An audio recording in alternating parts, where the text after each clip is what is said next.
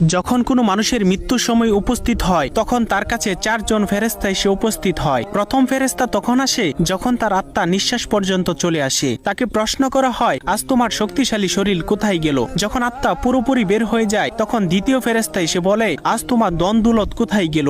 দুনিয়াতে জানিয়ে তুমি গর্ব করিতে। এরপর যখন জানাজা উঠানো হয় তখন তৃতীয় ফেরেশতা এসে বলে, আজ তুমি এমন এক লম্বা সফরে বের হচ্ছ যা এর আগে কখনো করো নাই। আজ তোমাকে এমন এক ঘরে শোয়ানো হবে যেখানে নিঃশ্বাস ফেলানোর জায়গা পর্যন্ত নেই। যখন তাকে কবরে শোয়ানো হবে তখন চতুর্থ ফেরেশতা এসে বলবে, কাল পর্যন্ত তুমি জমিনে চলাচল করেছ, আজ তুমি জমিনের নিচে শুয়ে আছো। কাল তুমি হাসছিলে, আজ তুমি কান্না করছো। কাল পর্যন্ত সবাই তোমার সঙ্গী ছিল, কিন্তু আজ তুমি একা। কোথায় তোমার আদরের স্ত্রী সন্তান যাদের জন্য তুমি মাথার ঘাম পায়ে ফেলে উপার্জন করেছিলে? আজ কেউ তোমার সঙ্গী হবে না, একমাত্র আল্লাহ ছাড়া।